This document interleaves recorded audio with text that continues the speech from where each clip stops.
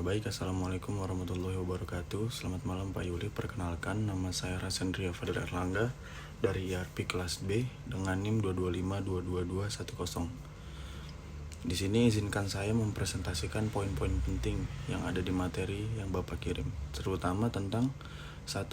Functionality, 2. Organizational Structure, 3. Master Data, keempat, Procure to Pay, proses. Baik, sebelumnya langsung saja masuk ke pemaparan materinya. Material Management atau MM dalam SAP. 1. Functionality.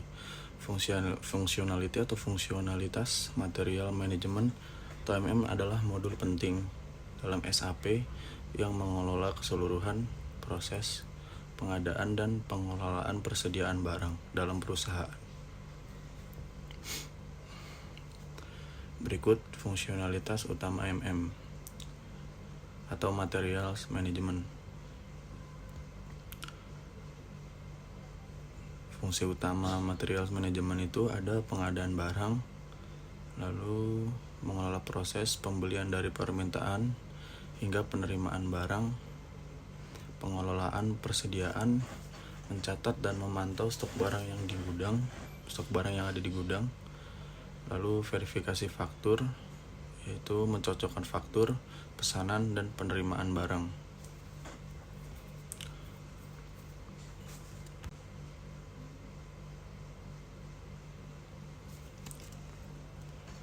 Pengelolaan vendor itu menyimpan dan mengelola data vendor atau pemasok.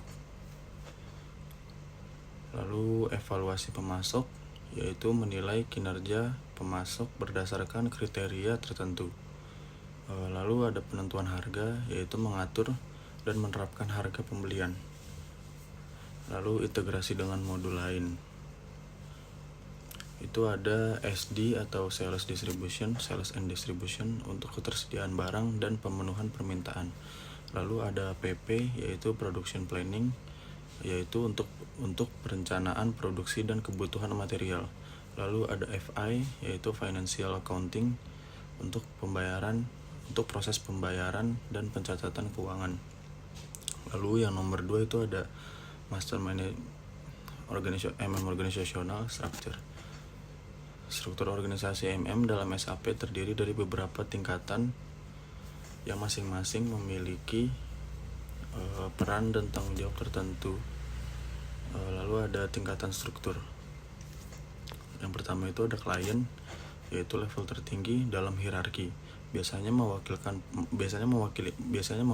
perusahaan secara keseluruhan. Company code itu entitas hukum independen dalam perusahaan yang memiliki pembukuan sendiri. Lalu ada plant atau pabrik, yaitu lokasi fisik tempat produksi atau distribusi dilakukan. Lalu ada storage location, tempat penyimpanan material dalam sebuah plant, purchasing dalam sebuah plant. Lalu ada purchasing organization, unit yang bertanggung jawab untuk pembelian. Lalu ada purchasing group, tim atau individu yang melakukan pembelian untuk kategori tertentu. Lalu yang poin 3 itu ada MM Master Data induk MM. Data induk dalam MM adalah informasi dasar yang digunakan secara konsisten dalam berbagai proses bisnis. Data ini jarang berubah dan menjadi referensi untuk transaksi operasional. Jenis data induk MM itu ada material master, data lengkap tentang material yang digunakan perusahaan. Lalu informasi dasar, kode deskripsi unit pengukuran, data pengadaan, yaitu ada harga, lead time, dan MOQ. Lalu data akuntansi dan data penilaian, data penyimpanan dan pengemasan. Lalu vendor master, yaitu informasi tentang pemasok atau vendor. Data umum itu ada nama, alamat, dan kontak. Lalu data purchasing itu ada syarat pembayaran dan mata uang. Lalu data akuntansi itu ada rekening, bank, dan pajak. Info record, hubungan antara material dan vendor.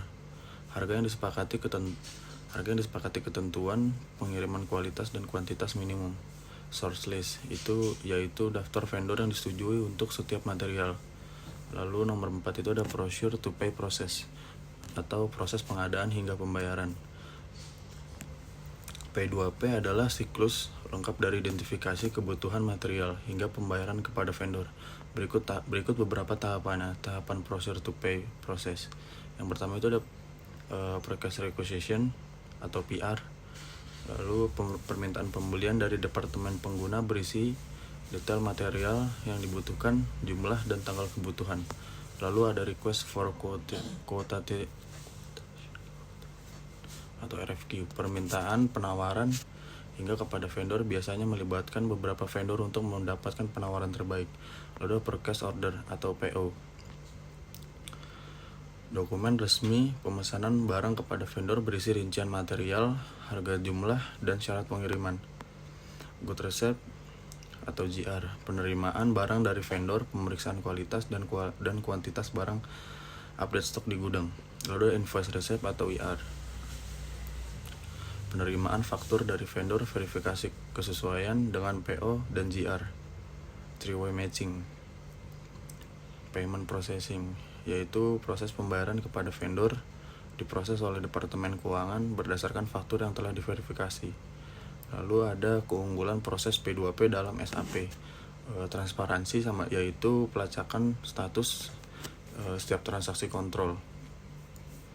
Approval workflow untuk setiap tahap. Efisiensi yaitu otomatisasi proses dan pengurangan kesalahan. Integrasi yaitu sinkronisasi dengan modul keuangan dan logistik.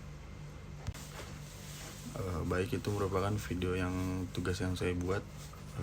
Kurang lebihnya mohon maaf. Terima kasih. Wassalamualaikum warahmatullahi wabarakatuh.